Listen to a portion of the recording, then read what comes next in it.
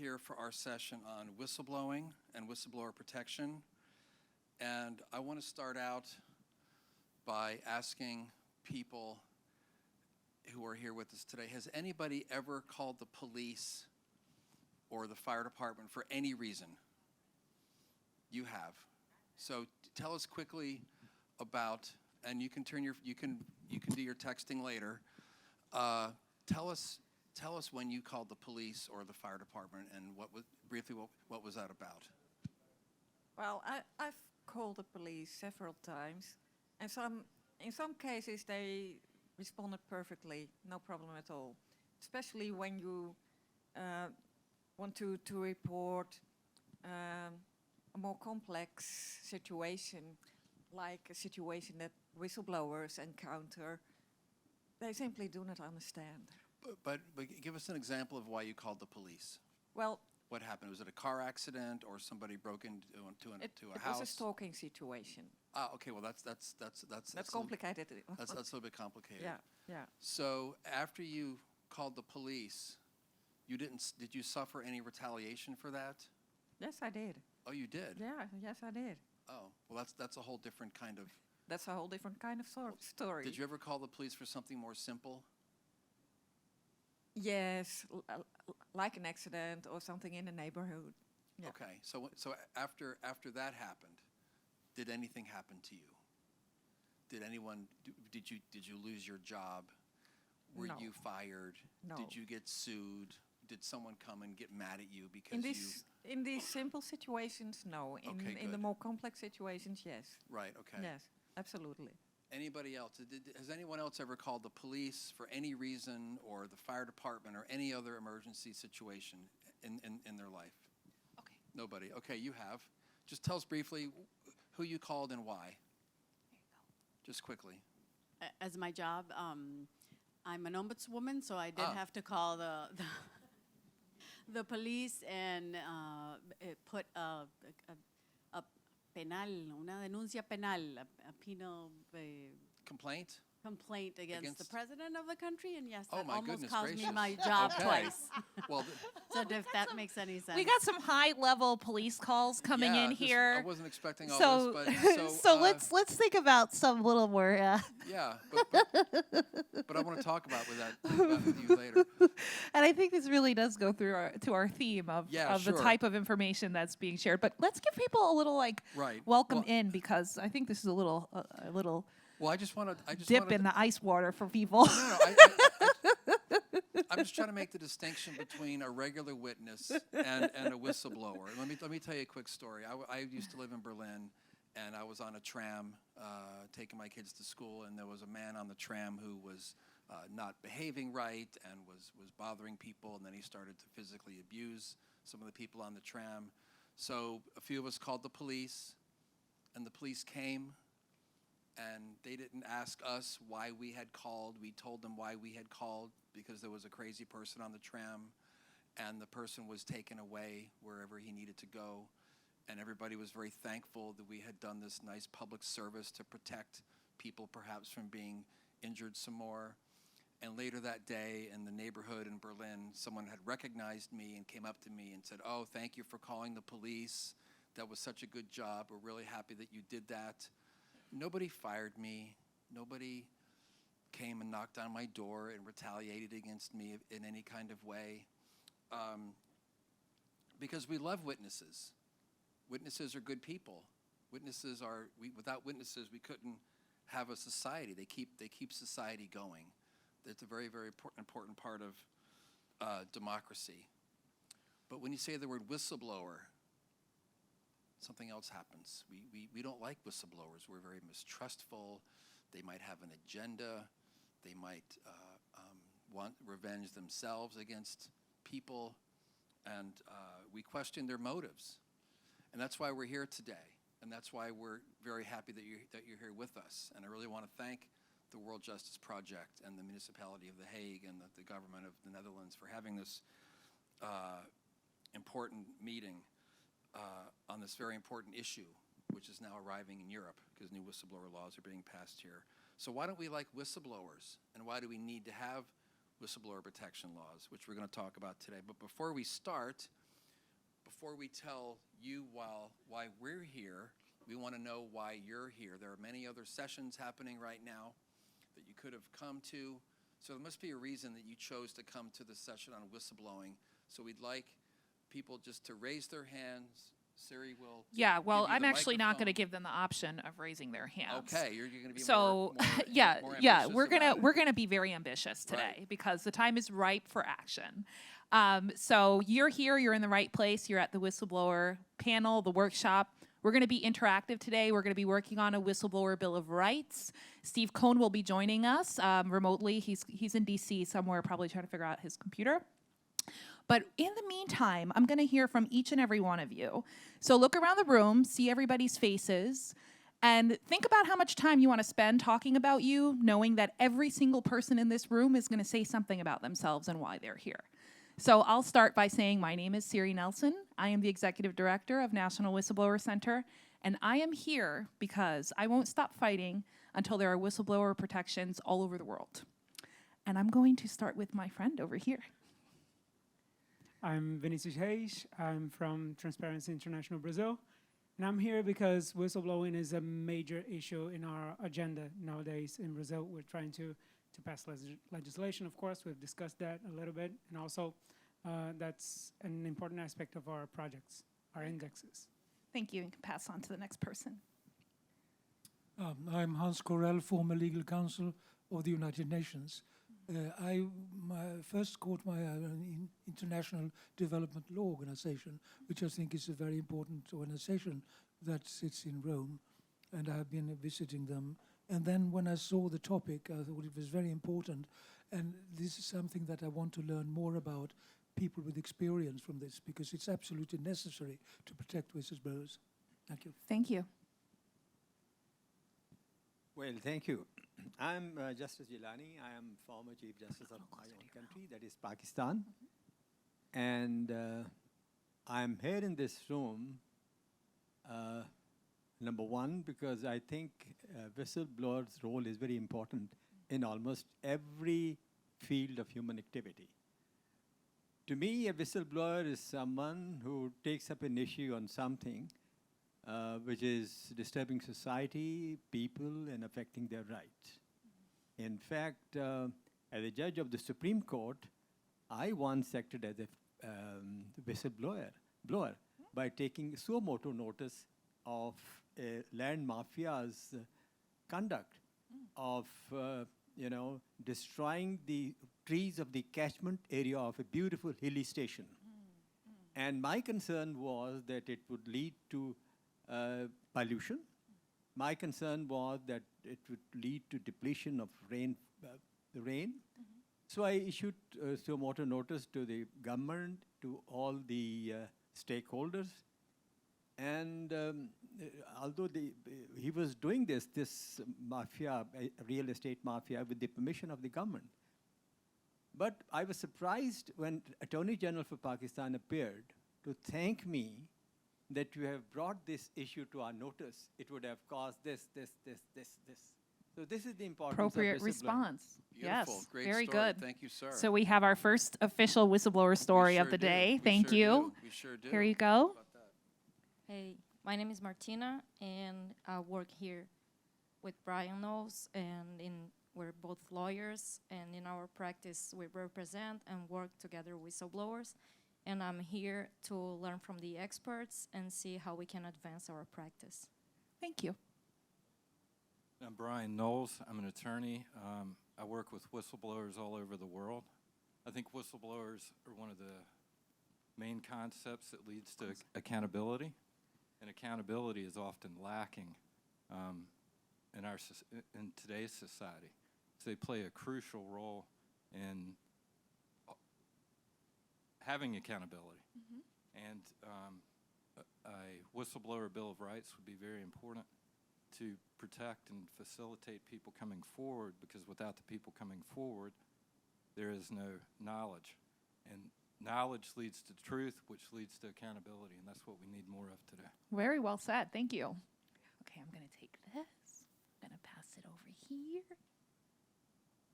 Hi, everyone. I'm Catalina Crespo. I'm the National Ombudswoman of Costa Rica.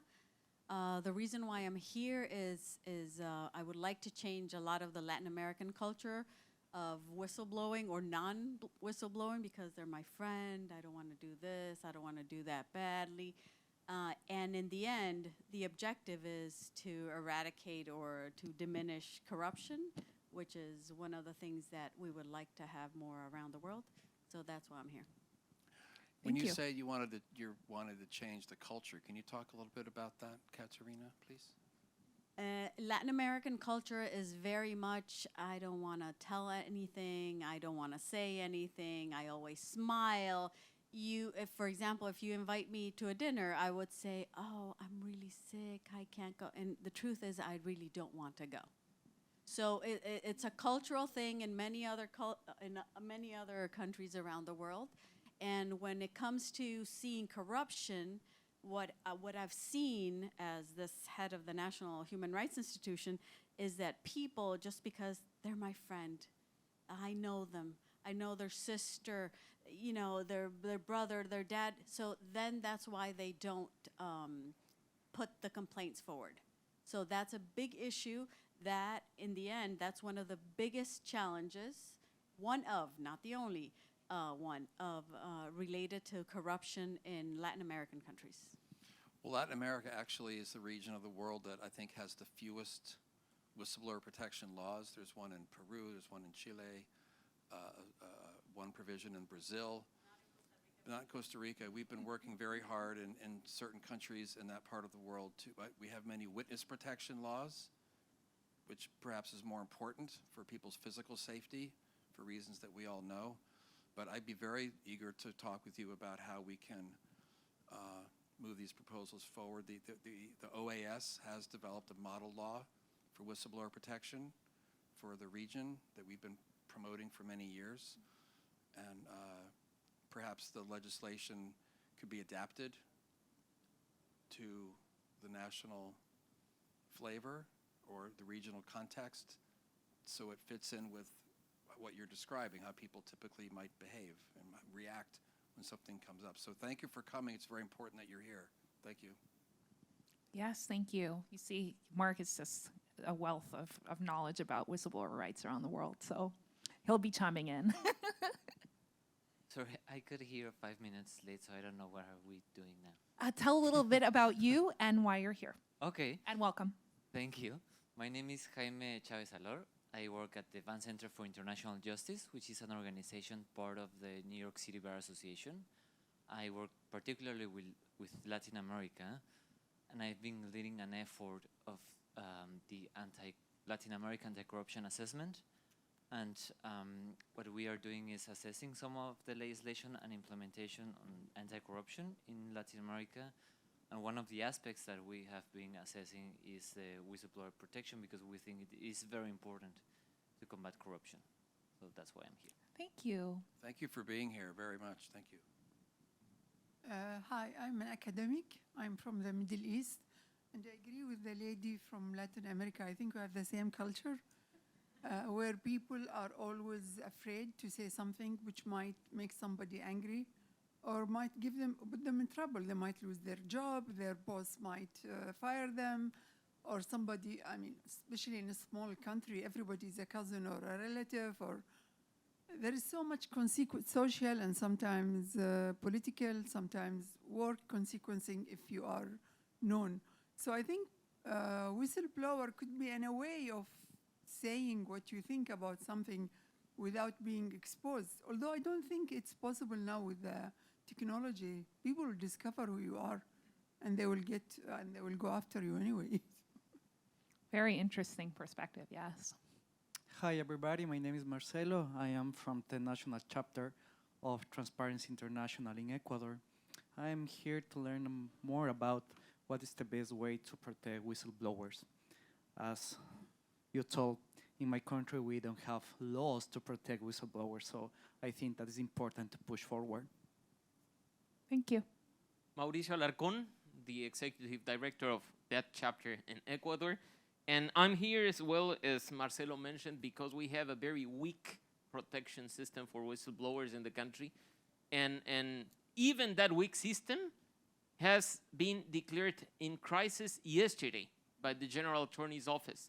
So now we are dealing with a huge problem in the country, because yesterday the General Attorney's Office mentioned that having like almost 1,100 whistleblowers under the program are being protected by just 119 policemen. So that's part of the crisis with no money at all. So I think sharing experiences here is a good option for trying to save at least the weak protection system we have in our country. Thank you. I'm Annie de Roo from Erasmus University, and my interest to be here is, well, I think there is a taboo on whistleblowers, and even in this country, we do not have a separate act. We have an organization, an organ, institution, trying to protect whistleblowers, but I think the institution is not very successful at this stage. So I think there something must be done about it. Also in the academic world, I believe, because even there, people do not dare to speak up in cases they should. Thank you. Which country are you from? I'm sorry. The Netherlands. From here, yes. Yes, Yeah. we've been very engaged with people here on getting the whistleblower protection law fixed and giving more authority to the whistleblower office, and it's been surprisingly difficult to have that operating as well as it should be, and a lot of people have suffered because of that, unfortunately. And now you have Thank you extra support because Mark is here. So thank you for being here. Yeah. Absolutely, we have lots of folks here who live in the Netherlands who know all about, and I think that it could be very good for Europe if things could get the way they should be in this country. People look to the Netherlands for best practices in many ways. It has a good reputation around the world, and if it doesn't work here, why should people try in other countries? So thank you for being here. Thank you. I'm Rob Jachtenberg. I'm a colleague of Annie, and as a researcher, I would be particularly interested in the social returns, financial returns also, of that whistleblowers could bring society by speaking up, because they are usually conversant with insider knowledge within companies. And my favorite example would be the global financial crisis. Suppose that, what a hypothetical case, that there would have been a conscientious investment banker in Goldman Sachs at the time who would have blown the whistle about the toxic derivatives that were to be traded around the world, that might have saved the world $3 trillion US dollars at the least. So that could be an example of the importance of protecting whistleblowers. Well, a study that was done by the European Commission before the new whistleblower directive was passed in 2019, a study that we worked on a little bit, found that just in the area of public procurement alone in the EU, that whistleblowing could save between 7 and 9 billion euros per year, which doesn't sound like much, but that's only in the area of public procurement. So you look at all the other areas, it's easily in the hundreds of billions of euros per year. And it's really, and Steve Cohen, who we hope will join us, talks a lot about the savings. And these savings have been documented by all the big accounting firms, by the fraud examiners associations. It's just found money that is being lost for really no good reason. So thank you for being here, sir. Yes, thank you.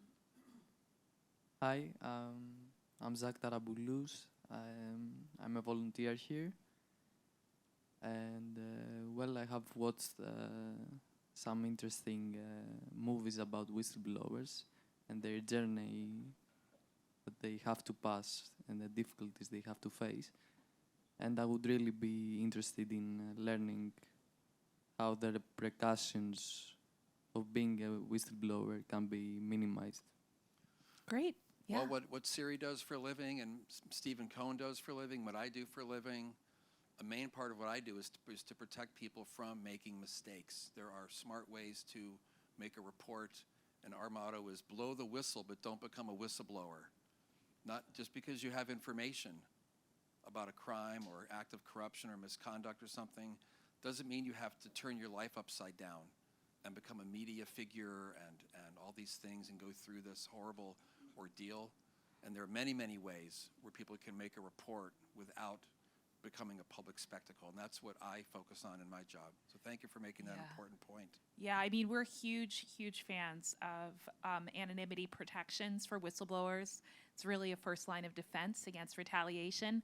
If people don't know that you blew the whistle, it's way more difficult for them to harm you for blowing the whistle. But nowadays, you know, highlighting the issues around, you know, social media and different ways people could be tracked and surveyed, it's difficult, and we're working on strategies for that. But I just want to say I'm so happy you're here after watching movies, because movies are so important. And, you know, having these stories out there is critical. So really happy to have you. Hi, everybody. My name is Luciana Berkovich. I work at Anonymity in the Legal Empowerment Network team, and I coordinate the work in Latin America of our network. I arrived late, so I don't know what was the question. No, I think that's perfect. Is there any question that I have to answer? No? I think you just explained why you're here and who you are, so you did it perfectly. But I'm going to move here with the mic, so you can now introduce yourself and say something about why you're here, and I can go get that one. Try it. Hello. There you go. My name is Anastasia Minyaev. I work for International Partnership for Human Rights. Okay. And we work mostly in the post-communist region of, you know, Eastern Europe and Central Asia. And I think there are quite a few similarities, I guess, with Latin America. There is a big culture of complicity, let's say. And yeah, I feel that there is not enough being done for whistleblowers. But I guess I'll hear more from you guys about that. Well, I'm very glad. Are there certain countries where you do a lot of work in the region? For example, Kyrgyzstan, which is like going down right now a bit, also with the rule of law index. But also like Caucasus and a big country of Russia. So that's Mark does a lot of work with former communist countries. That's why he's asking. We're very happy because in every country in the Western Balkans and Southeast Europe, there is a whistleblower protection law. And all of these countries have a whistleblower protection office. They're starting to protect whistleblowers in real-life situations. So countries like Montenegro and Moldova and Albania, where corruption is a huge problem, but there is a lot of energy and excitement, especially among young people, to get the problems fixed. And a lot of support from the UN and the EU and other institutions have led to these laws being passed. And now Western Europe is starting to get into the program, passing whistleblower laws. But we have a lot of good examples from Southeast Europe. And actually, before the war started, Ukraine was working on a whistleblower law that was passed that we were involved with. So there's almost a correlation between countries where there's a lot of public awareness about corruption and momentum toward getting the law passed and having the offices set up. So I'm really glad that you're here. Yeah. So we have a few more minutes before we want to get into the Whistleblower Bill of Rights. So let's try and go a little bit quickly for the rest. Just quick. Okay, quickly. I'm John Stout from the state of Minnesota in the United States, and part of the Frederickson Law Firm, which is one of the sponsors. And I'm interested in the subject because we've had billions of dollars lost of shareholder value with companies with serious integrity problems. And whistleblowing is an important part of shall we say, prevention or recognition of some of the issues that those companies have faced. Sir, does your law firm work with witnesses or whistleblowers in the financial or other areas? We have. It's Terrific. pretty, it's an occasional or a transactional kind of subject that comes up. Terrific. Well, thanks for coming. Thank Did you you. come all the way from Minnesota for the conference? Sure. Cool. All right. I love Minnesota. He's I like, love I won't Minnesota. disclose my location. I love Minnesota. I like that. Beautiful part of the world. Go ahead. Thank you. My name is Tom Bridle. I work at a firm called Chemonics International, which is a USAID contractor, implementing partner. Euphemism. And I'm interested because I manage the democracy and governance practice at Chemonics, and we're always looking for ways to support democracy and accountability in the countries that we work. And I wanted to figure out if there's a, how to bring some whistleblowing activity into that. Great. Thank you. Thanks for coming. Hello, my name is Ruslan Davletov. I'm from Uzbekistan, representing the Minister of Justice. This issue is becoming very popular in our country because, society has opened, the social media is on the rise, and the questions about how to protect whistleblowers are, evolving, and the Parliament is looking at this matter, and the government is looking at this matter. But from the other side, we have in social media very many anonymous profiles opening and with defamation, and sometimes politicians use these kind of tools against each other or competitors. So there is really limited kind of tools to control this in terms, because they are all anonymous. You cannot find them, and they just use a lot of slandering and defamation. So there is an issue from the government side how to curtail this kind of non-objective, information. That's why I'm here, to listen to the ideas. Okay. So I'm going to actually do a huge disservice to the center section of the room because I want to make sure we have enough time to collaborate on the Whistleblower Bill of Rights. And is Steve Cohen with us? He's on the video somewhere on the internet. But I just want to poke out and see, is there anybody dying to introduce themselves who's just like, I want to make sure everybody in the room knows who I am? You are?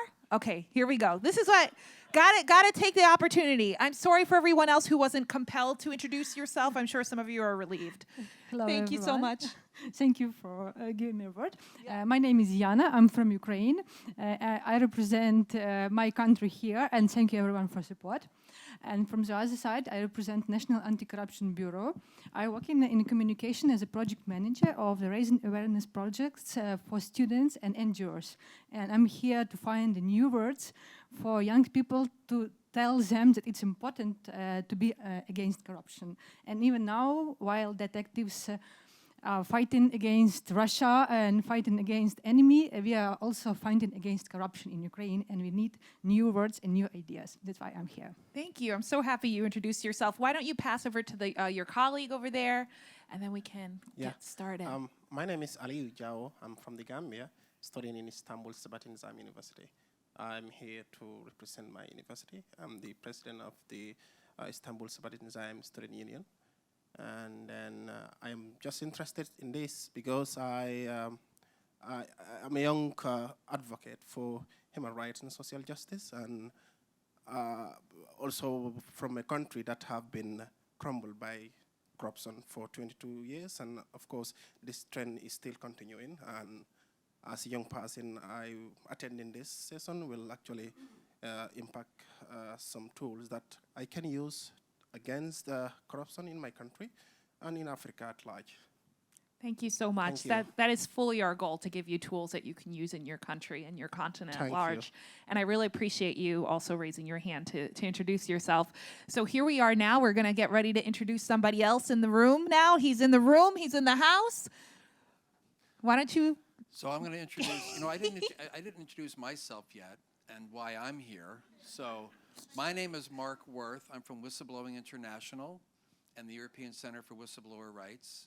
I live in Delft, and we conduct the full range of services for whistleblowers, all the way from having hotlines to investigating cases, protecting people from their name getting released, investigating their reports, working for social justice and criminal justice based on their disclosures, writing whistleblower protection laws, monitoring how they work in practice, doing training and coaching for whistleblower protection officials and NGOs. So if anybody, and I heard a lot of people, more people than I was expecting, frankly, who work on this issue directly, please talk with Siri, myself, and Mr. Cohen afterwards. We're very thrilled to support you in any of your projects. Without further ado, from Washington, D.C., this is Stephen Cohen, founding partner of the whistleblower rights law firm Cohen, and Colapinto, and also the chair of the National Whistleblower Center, of which Siri is the executive director. Hello, Stephen. Hello, and welcome to everybody. Thank you for this opportunity. It was great to hear all of the introductions and to see the enthusiasm and support that whistleblowing is getting worldwide.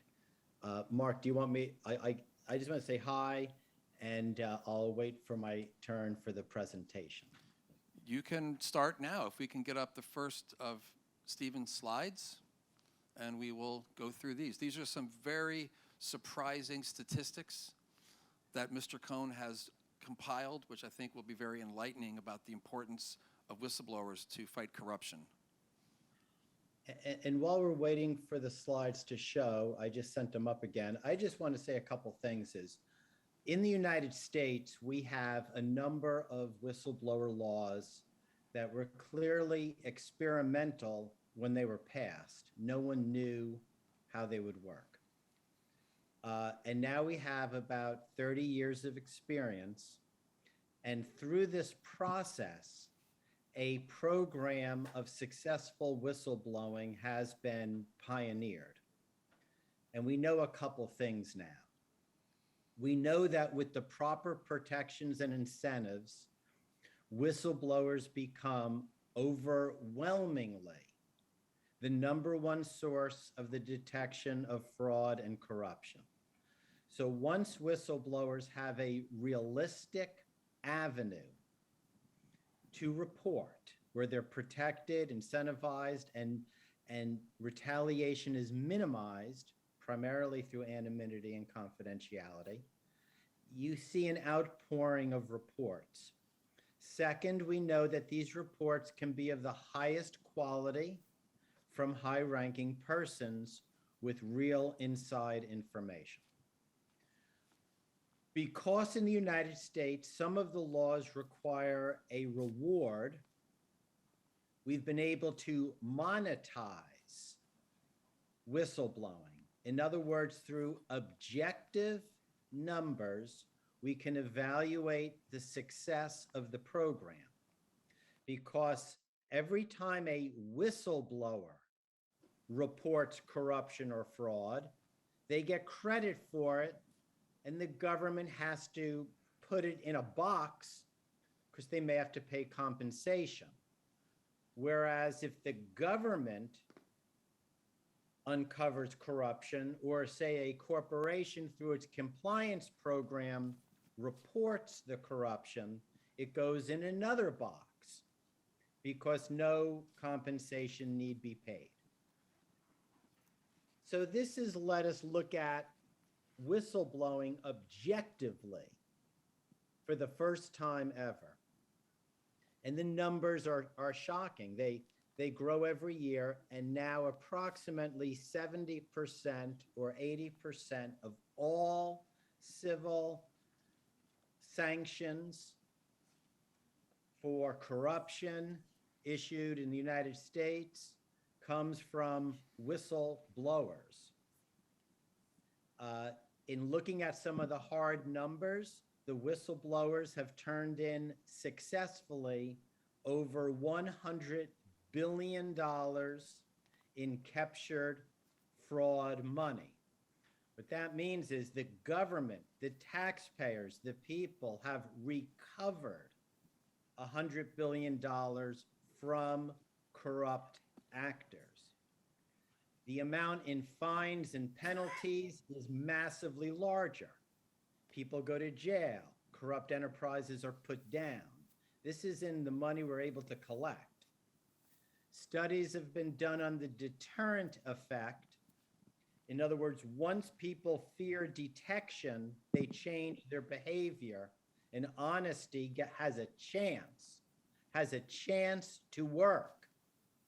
And the economists that have looked at it and the raw numbers that I have studied demonstrate that the deterrent effect has saved between $1 to $2 trillion from fraud based directly on the deterrent effect that a whistleblower program triggers within potentially corrupt enterprises.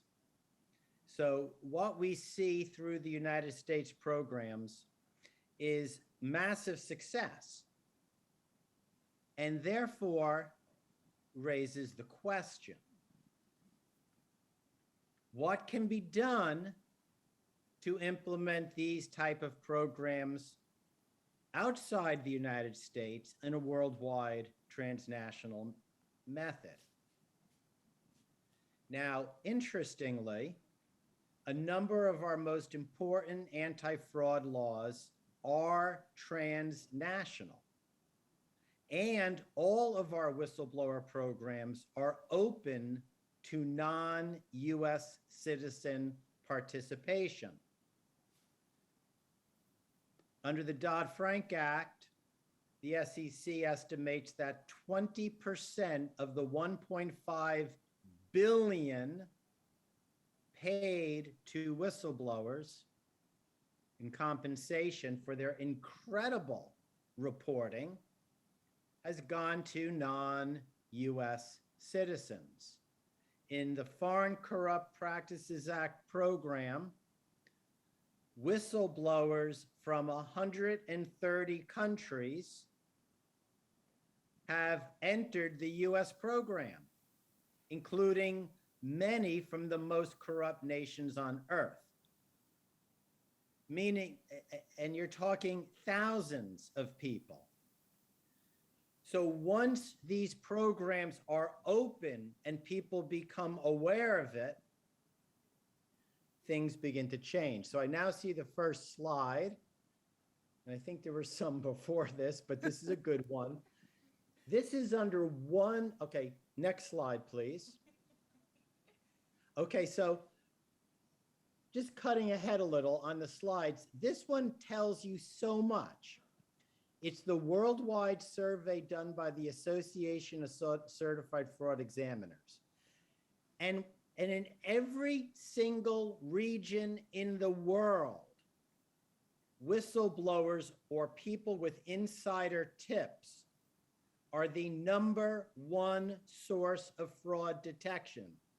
So this concept that, it's an American phenomena is just not true.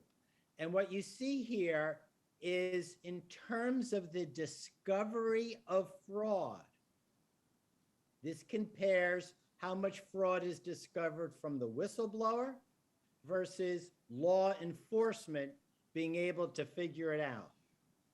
And that's not surprising since corruption and fraud is done in secret. Next slide, please. And this is under one of our programs alone where they have to monetize it. You can see the whistleblowers brought in $48 billion in fraud, and all of the government programs, all of the voluntary compliance reports brought in $21 billion, 2-to-1 ratio. Next slide, please. Steve, those were the penalties paid and the sanctions paid to the government, right? Correct. This is the actual money received, not sanctions. We have a case in which the company got sanctioned $200 million, but there's such a big fraud, the head of the fraud goes to jail for 20 years. And because of all the criminal cases, there'll be about $1 million or $2 million collected. Because so this is actual cash. This is a stat that shows when this whistleblower program was initiated. In the beginning, the government was collecting very little in fraud because they had no sources. And you can see it over time, how the ability to prosecute increased. Next slide, please. This is what I was saying about whistleblower reports now. This is under one program, the Foreign Corrupt Practices Act, bribery to foreign officials. So there has to be a US connection, which is fairly easy to get because any publicly traded company in the world that sells stocks to Americans is covered. So you can be traded in Hong Kong, Singapore, Paris, London. You don't need to be a technically like a real US company. And this is where the whistleblowers are coming from, the whole world. And there's been over 5,000 in this one program. Billions has been collected in fines. So Steve, what does that tell us about the international reach of American programs? reach that whistleblowers are not all Americans, they're not all British people. Whistleblowers are in almost every country of the world. Exactly, and I think the participants here, I was quite impressed, all know that. The one program, someone said in Ecuador alone, there were 1,000 people coming into the whistleblower program. I think that people who are involved and have interaction with this understand it is a worldwide process. The problem is the lack of legal protection, the lack of realistic reporting options. And what this shows is that when you have those, people will use them effectively. And what I am in shock about this, I have no understanding how all these people even know the US program exists. It's like, where are they all coming from? But they figure it out. Okay, next slide, please. So this is from the audit report of the OECD. I think it's telling us what most people in this room already know. And this is the Dodd-Frank Act, which is just one of our laws, but it has the Foreign Corrupt Practices Act in it. This is fascinating because it says the multifaceted protections. So under this law, you can report anonymously with strict confidentiality protections. So that cornerstone of an effective whistleblower program is part of this. The second thing that's part of it is very strong anti-retaliation. You can go to federal court, you get double back pay, a realistic law protecting your job. And the third part is monetary rewards. If your information results in a successful case, you get rewarded. It's like a three-legged stool. And the OECD, all international auditors, non-US, looked at this program and found it to be highly successful and clearly best practice. Next slide, please. And the last two slides I have are essentially quotes from the US officials who sit on top of these programs. So again, the SEC program, which is Dodd-Frank, you can see what she says, the former chair of the commission.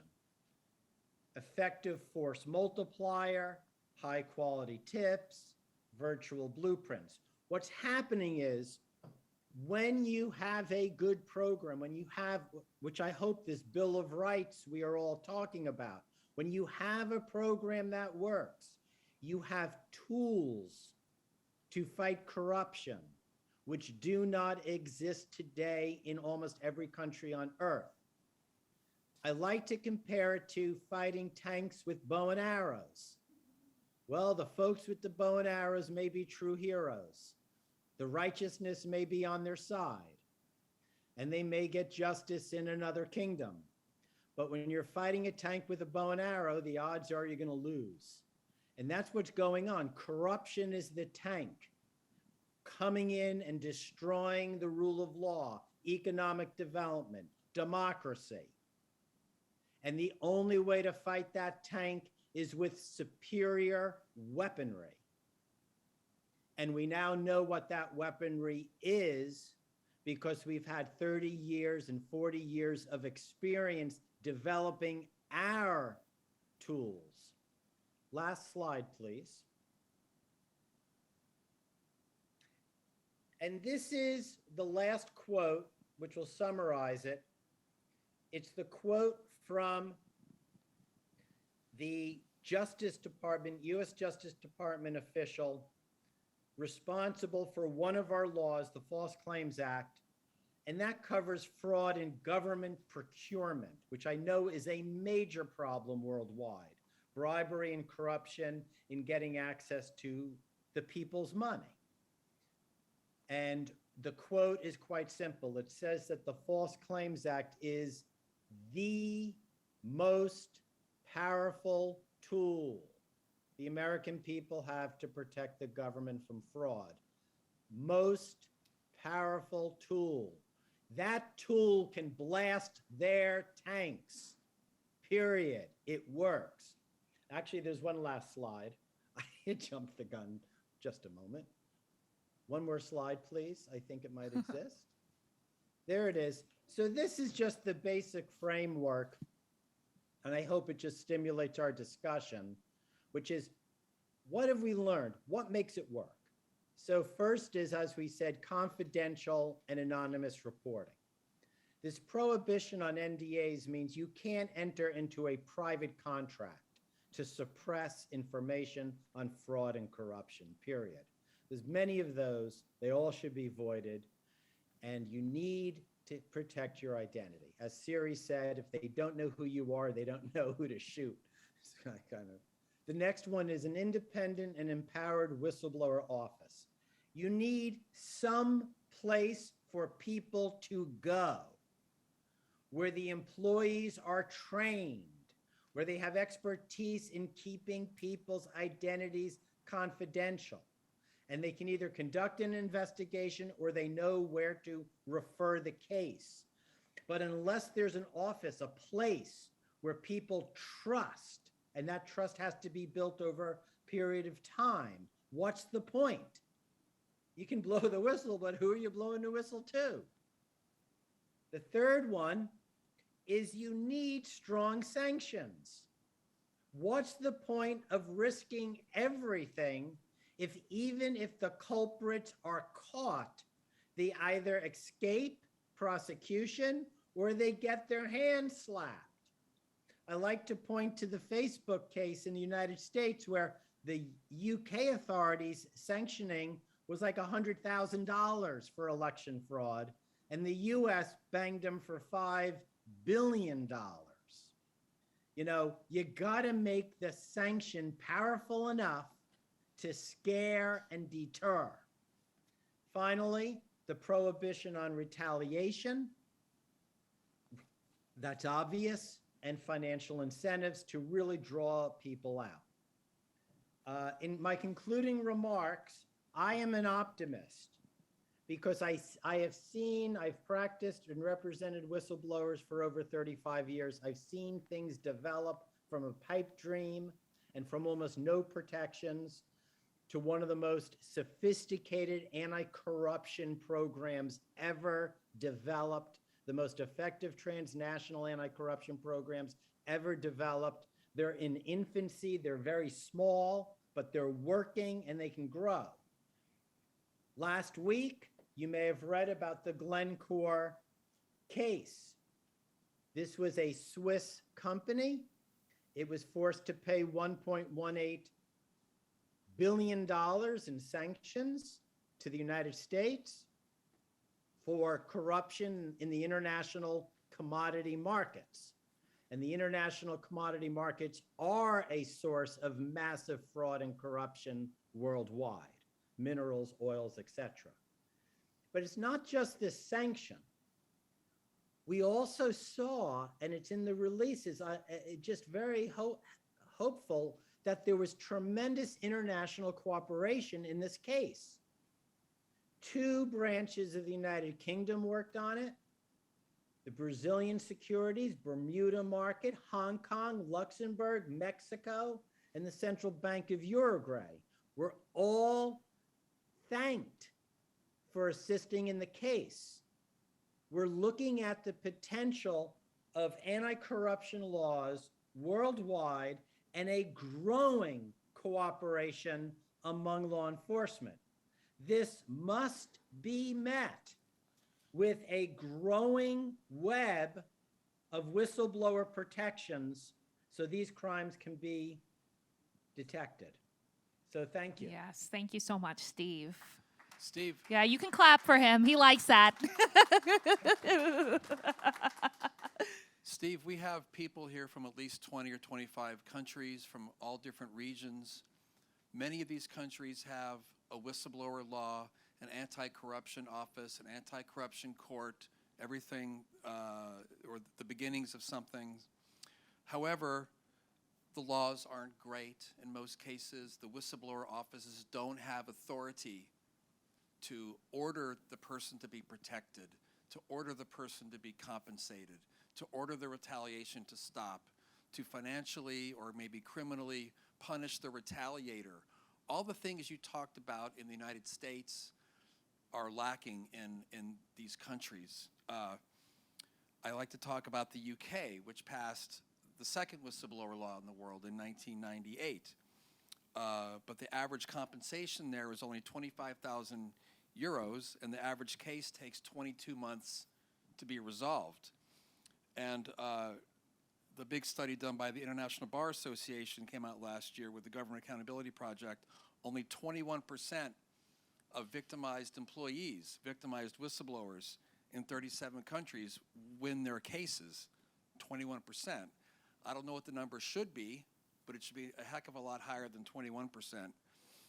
And another interesting stat is in the trainings that we have done all over the world, about of the estimated 350 public officials I have had in my training sessions, at least 80% of them, this is really important, at least 80% of them either are afraid to do their job to protect the whistleblower, they don't know how to do it, or both.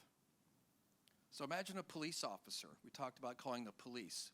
What if the police officer said, "Oh, I don't know how to respond to your call, and I'm afraid to," or an ambulance driver, or a firefighter?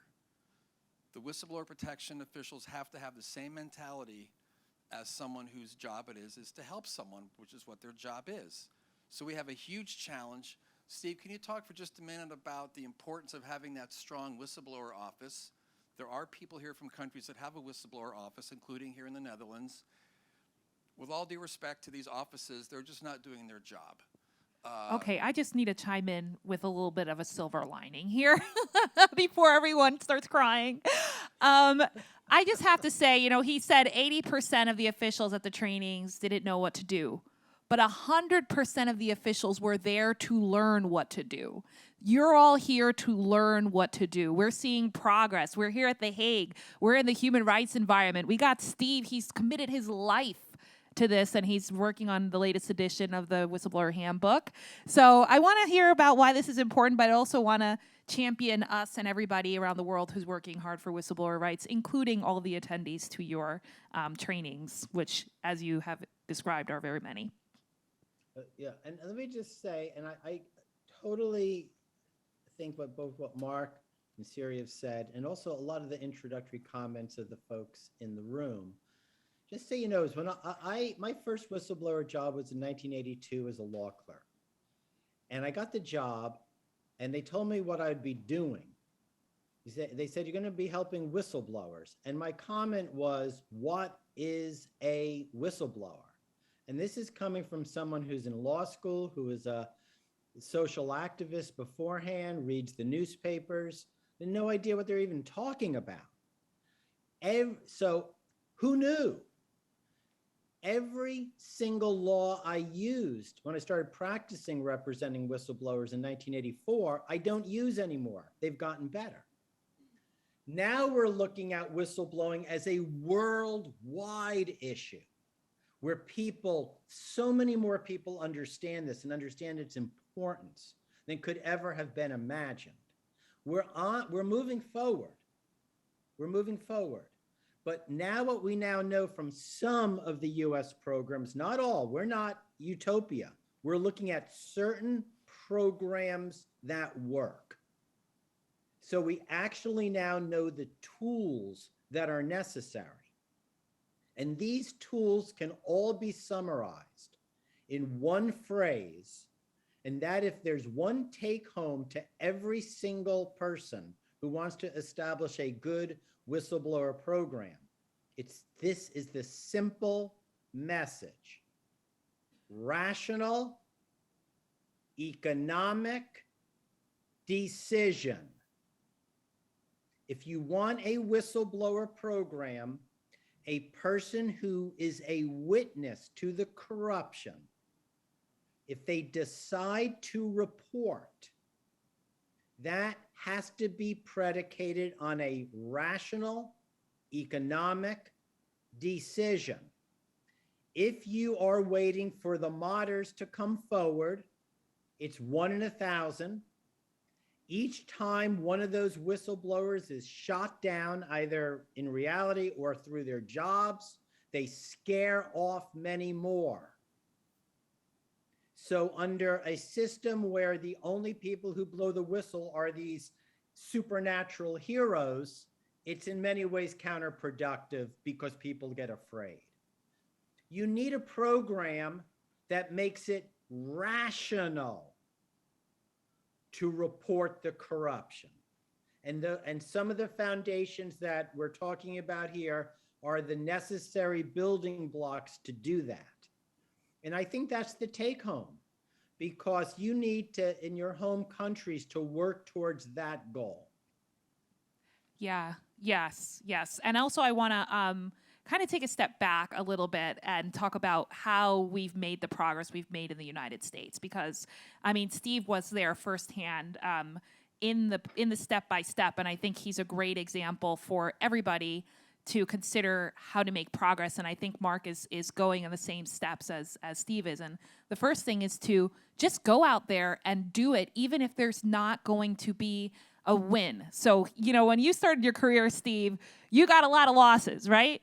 But then when you win big, and it changes everything. And when you're working with whistleblowers, you have to have the same level of enthusiasm and commitment as the whistleblower has. The whistleblower gets up every day and will not stop fighting until they see the change that they want to make. We all need to do the same thing. So we're all together now to brainstorm some guiding principles to help us continue to engage in that action, something that's going to keep us motivated. I mean, Steve, I don't know if you have a story you want to share about what's kept you motivated throughout all of the legal changes in the United States, and you know how we went from having very poor whistleblower programs that were underutilized to having incredibly successful whistleblower programs now that are utilized by people around the world, as the map indicated. And we can start working on the Whistleblower Bill of Rights after you share some of that information.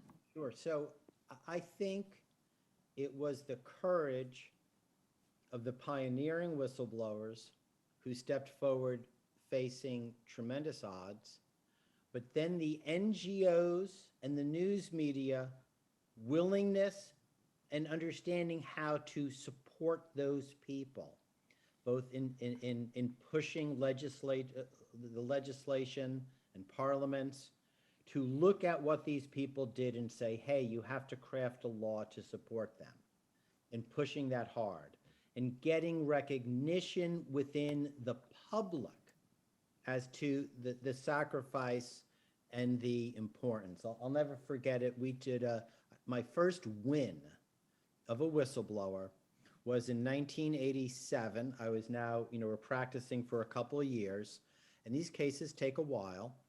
And this was a whistleblower at an atomic weapons facility, one of the largest and most dangerous in the United States. And he was blowing the whistle on major radiation safety concerns. There was no law on the books, and this person was in a hostile environment, very hostile.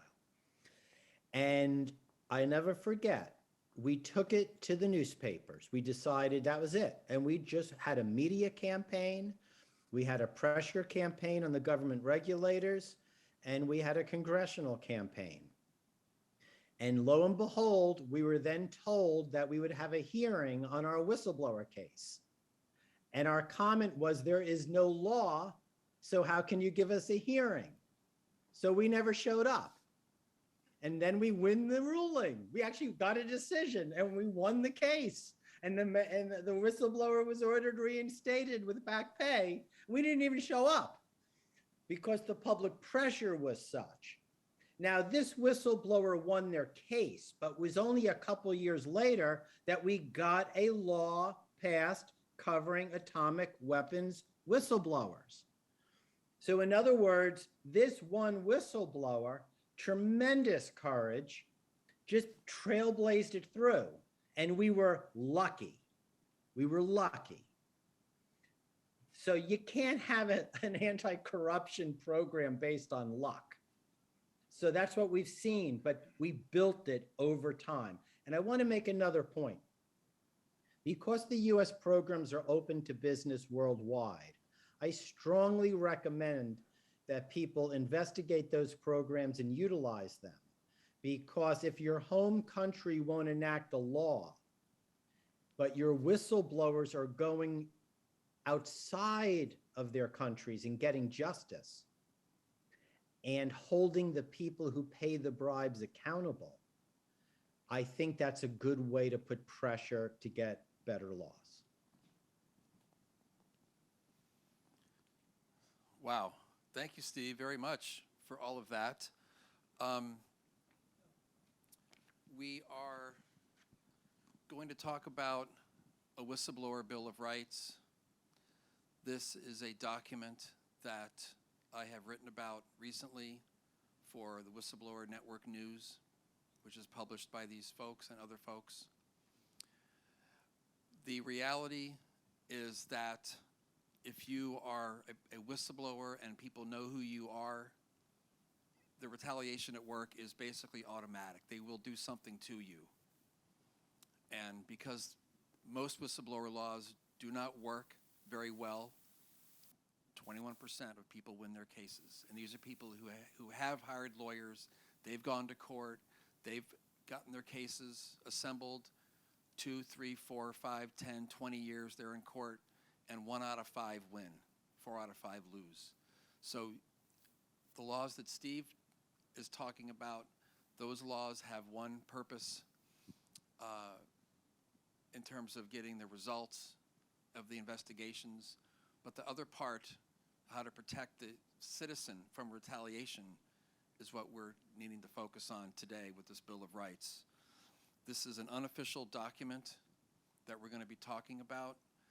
It comes as a result of many years of experience working on whistleblower cases and realizing that the whistleblower laws themselves are very poorly written in most countries. They require the employees to prove certain things, that they are exercising good faith, that they're a good person, that they are doing things for the right reasons. Well, this is a terrible burden to put on anybody. Nobody has a perfect intention to do anything. They have to prove that they're doing something, reporting something in the public interest. Well, what does that mean? We don't know what that means. It requires them often to show that they were fired because they were a whistleblower. Well, if you're a whistleblower, your boss is not going to come up to you and say, you're a whistleblower, you're fired. They're going to make up a fake reason to fire you. You're late for work, you spelled a word wrong in an email. They make up fake disciplinary measures, which happens all the time. So we want to break through these restrictions. Whistleblower laws essentially restrict free speech. If you want to call the police, you can do that. Pick up the phone. You don't have to prove anything, that you're calling for the right reason, that you called the right number, that you're a good person, that you don't have any bad intentions. You don't have to prove that you're correct.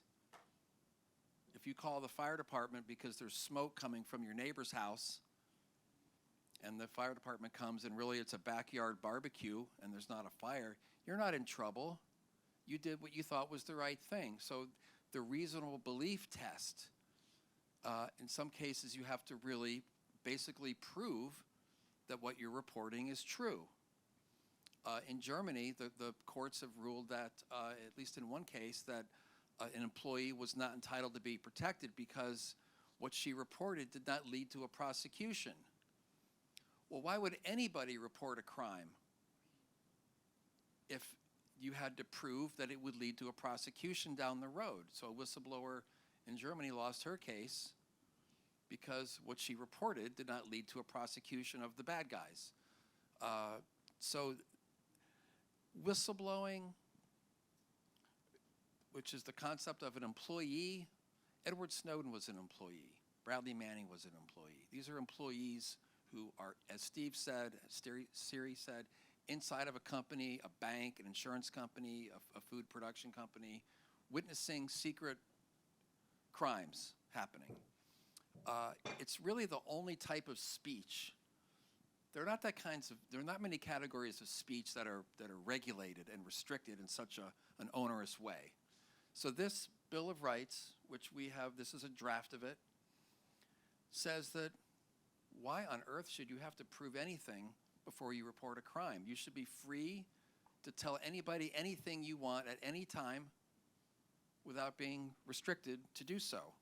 So I'm just going to read this. A declaration on the free speech rights of witnesses in the workplace. If you're a witness in any other part of life, you see a bank robbery, someone getting their suitcase stolen at the airport, you can tell anybody you want. Why wouldn't you be able to do that? Whistleblower laws restrict these rights. So, as we talked about, citizen witnesses perform an invaluable public service by reporting corruption, financial and political crimes, and other misconduct. We didn't discuss this, but whistleblowing has been endorsed by every important international organization from the UN, European Union, OAS, on down. Many countries have whistleblower laws, as we see, which are intended to give people free speech, but they don't. Even though over 50 countries have these laws, there's still a problem. Witnesses are still routinely retaliated against and victimized, fired, suspended, harassed, blacklisted, prosecuted. We know many people, they get the book thrown at them, or worse. So we're declaring on this day, here in The Hague, the city of peace, justice, and love, right? Remember the other day? How about that? That we're calling on laws to be passed that grant automatic and immediate protection. You shouldn't have to go to court. Imagine you work at a school or something and you find out that the school lunches are poison, and you call the Food Safety Authority to get it investigated because kids are getting sick. And the response is you're fired. And then you have to go to court to get your job back. It's not how things should work in a civilized society. The burden should not be on you to do anything. This is calling for automatic protections and compensation for employees who are victimized for making a report. You shouldn't have to apply for whistleblower status. What the heck does that mean? It doesn't make any sense. People shall be automatically protected by virtue of their free speech and free expression rights. They can call anybody that they want. These laws create channels. You have to tell your boss first and then call this anti-corruption agency, and maybe you wait 30 days and then call someone else. Trust me, it doesn't work. Any adverse actions against an employee should be immediately reversed and revoked. Retaliation should be punished.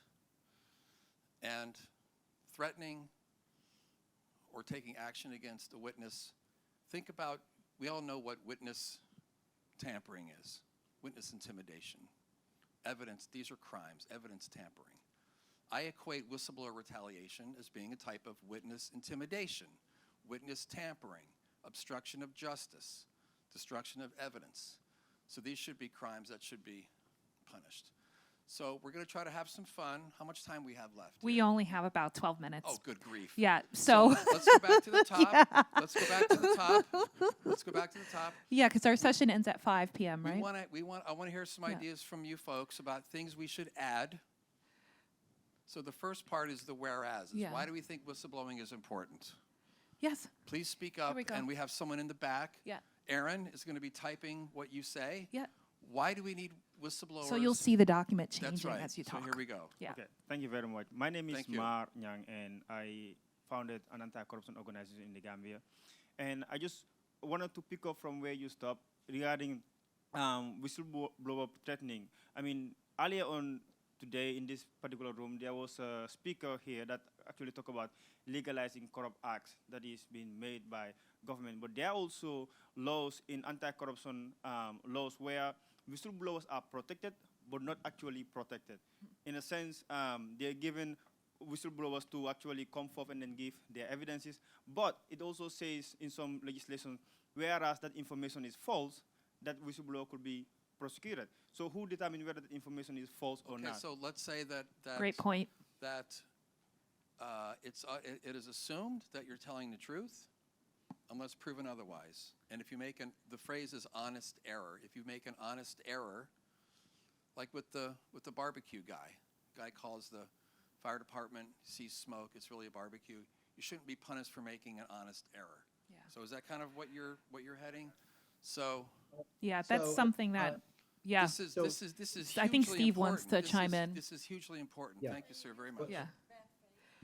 One way of doing that, and it can be among others, is to say that any report to the designated whistleblower office gives the whistleblower full immunity from any form of civil liability or criminal prosecution, period. If it goes to that office. That's right. In the United States, that exists in many contexts because for obvious reasons. So it's also a way to kind of balance libel. If you just get out and libel someone publicly, there's very important cases from the earliest days where a libelous statement in a protected disclosure, you can't be sued for libel because you've given it to the appropriate agency. That was in discrimination cases from the 1960s and 70s where people accused people of racism, and the person, oh, I'm not a racist, that you've libeled me, but they found that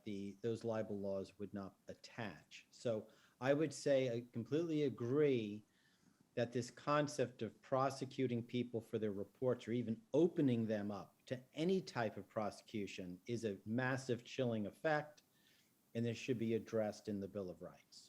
So are you seeing it being typed in front of you, Steve?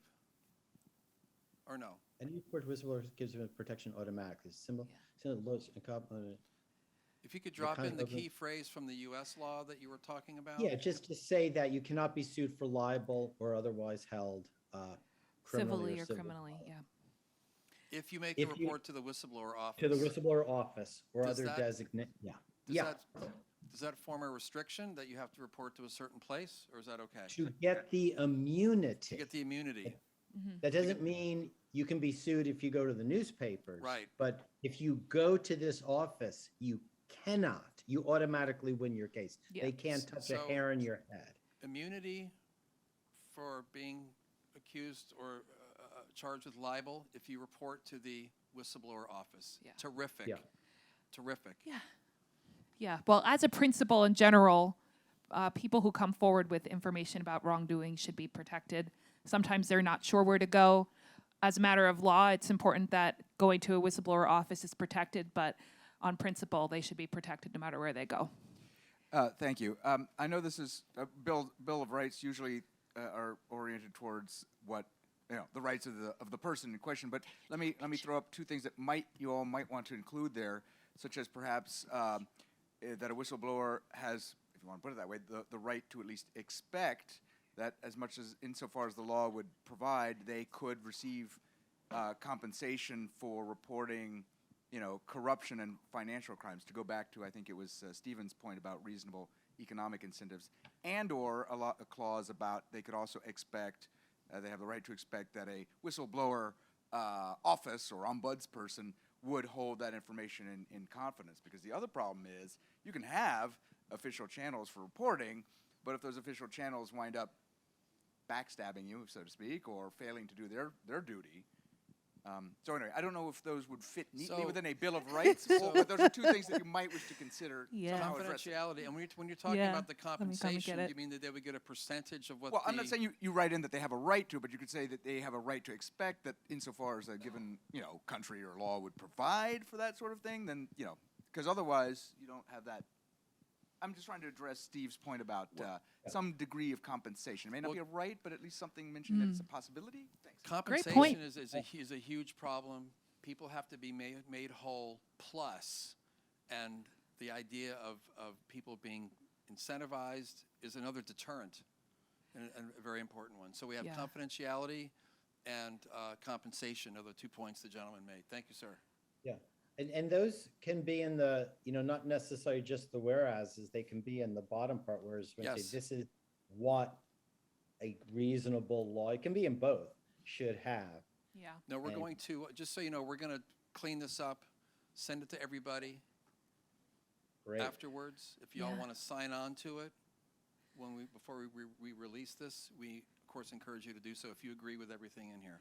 Anyone else have something they want to add? Yes. I think just simply that the act of whistleblowing should be recognized as a fundamental human right. Wow. Yeah. Good. Beautiful. Yeah. Beautiful. Great. But Which that is the number one whereas.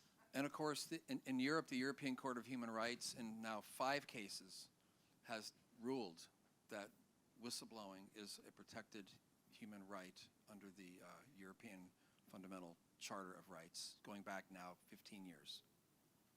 I also want to add something to that from a historical note, which is the concept of freedom of speech and freedom of the press developed to ensure the right of the people to expose wrongdoing in the government and other high authorities. In other words, freedom of the press and speech protects lots of speech.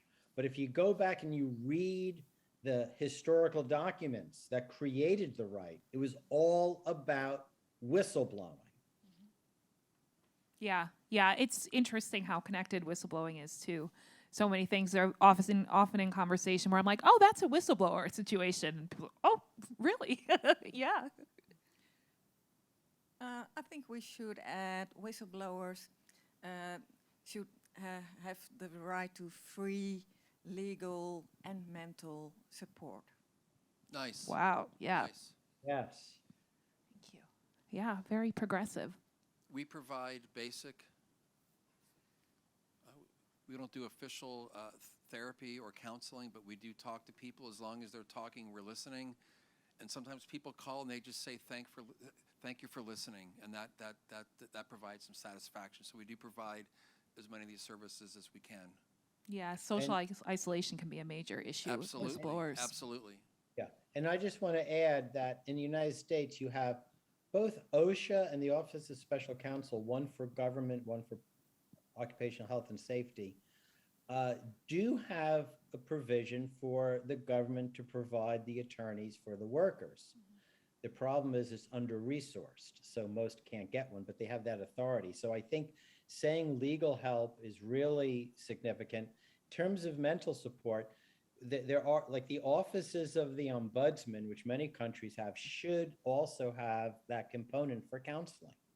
It's very, very important. When you're watching your job disappear, your ability to support your family disappear, you need someone to talk to. So I think this is very realistic. Yeah. And that also goes to building a more pro-whistleblower culture where whistleblowers are viewed as people who themselves are experiencing trauma by the nature of what they've witnessed and what they are reporting about. So that's where the mental health piece So is really Siri, critical. that's a great point. So I think what you're really saying, which is good, that a whistleblower should be viewed as a victim of a crime entitled to victims' assistance as any other victim is. Many countries have victims' assistance programs. Absolutely. Give those things to the whistleblower.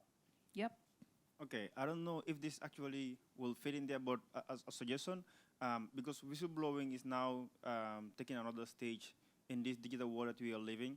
Now, instead of just walking to an anti-corruption agency and present your, blow the whistle, now a lot of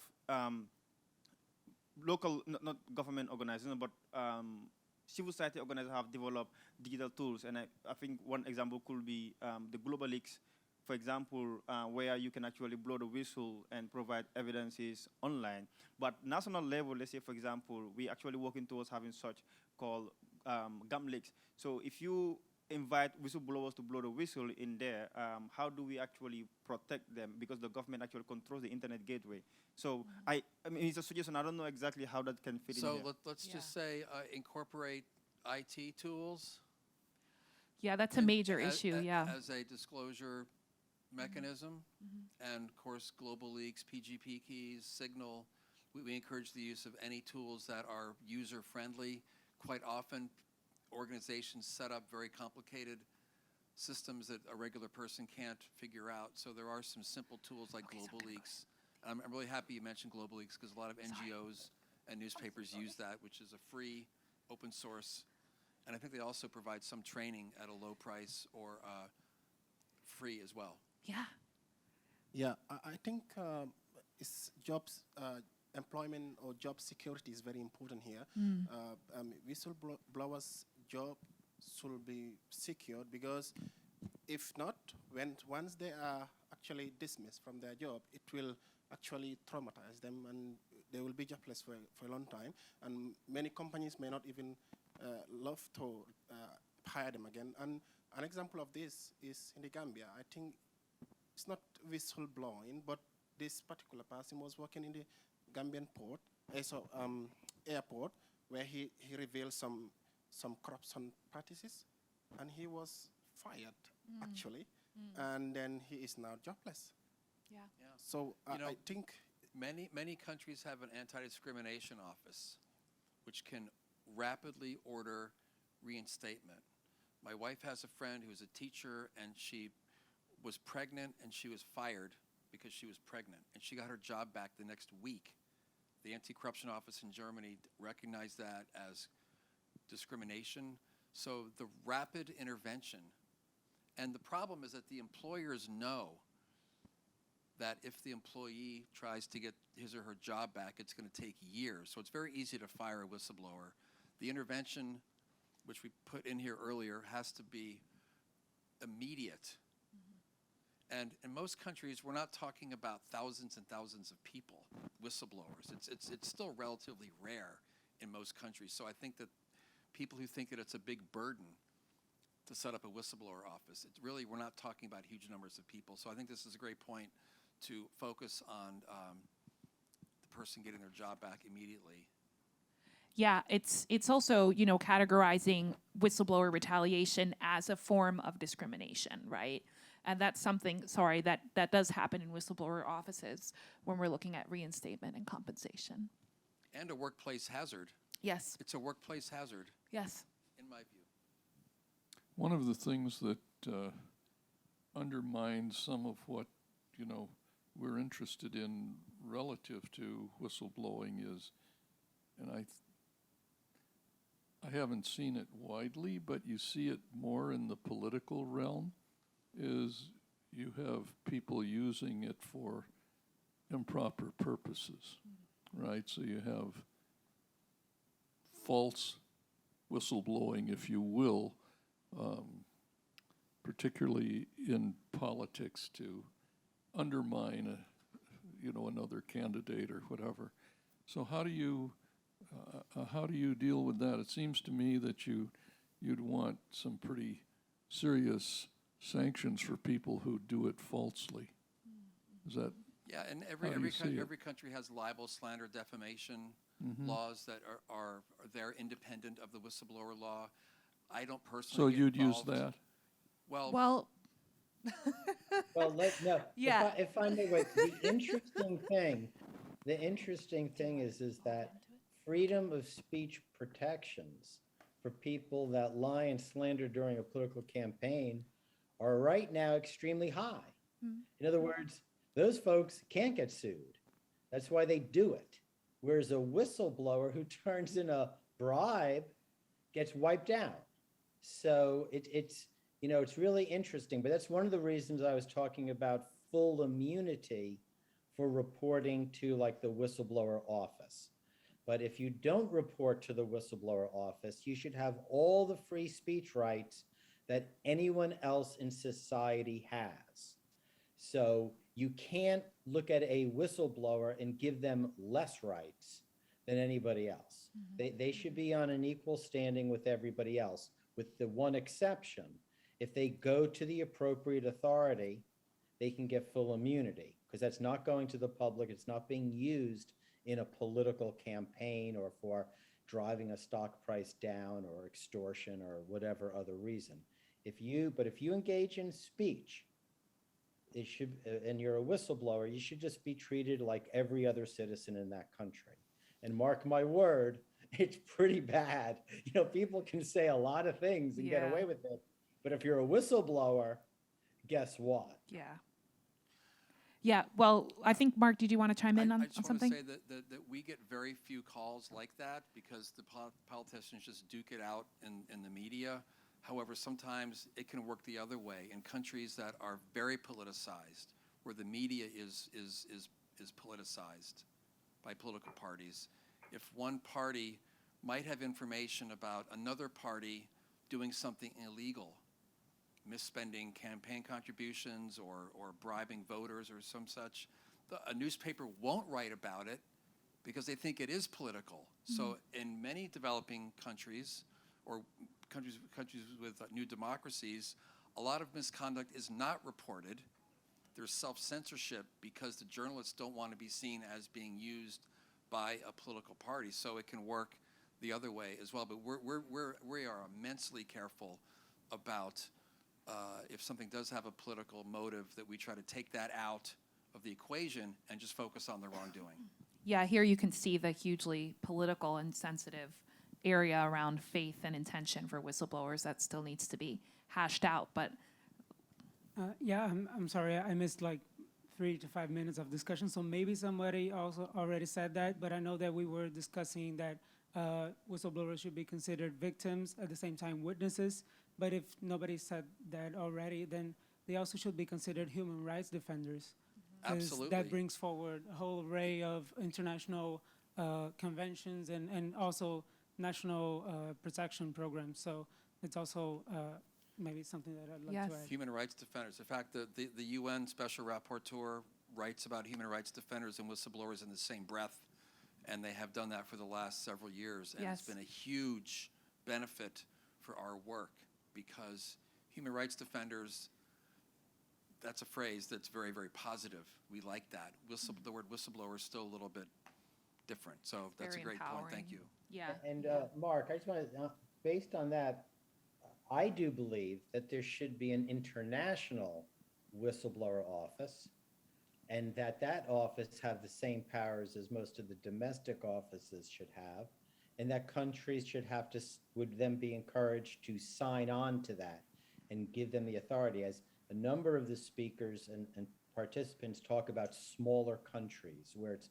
very hard, where everybody knows everybody, the issue of the politicization of whistleblowing, where someone could be accused of using it to help one party or another.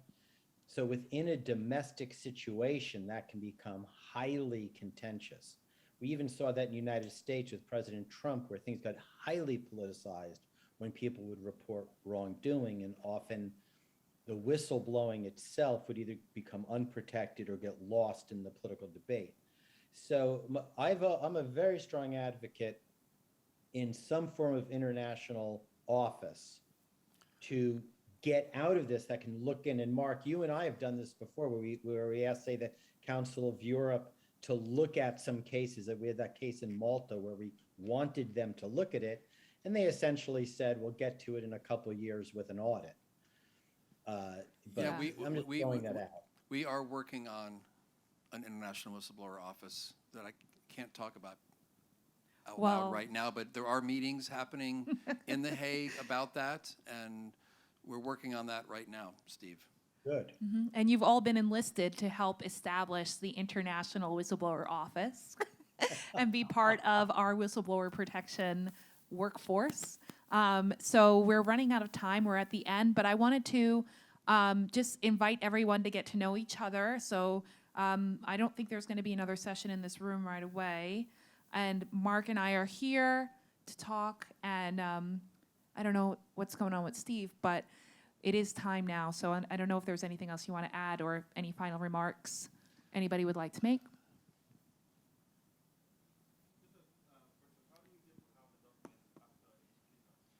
I'm trying to arrange for the Organizers of the World Justice forum. Project to send to you, because I don't know your names or email addresses because data protection, but I'm trying to arrange for the organizers to send to you the document. I'm going to clean it up, send it to you. If you want to wordsmith it some more, please do. But we want to make if I can borrow Siri's phrase, we're trying to normalize whistleblowing in a way that people can embrace it. The Bill of Rights is something that I have not seen before. We still naively think that the whistleblower laws are going to magically work. They don't. So, and we also want to involve, and I'm very happy that anti-corruption is one of the main 3 themes of the conference. We want to involve rule of law groups, human rights, anti-corruption, freedom of speech, the legal community. No large successful case has ever been successful by us doing it alone.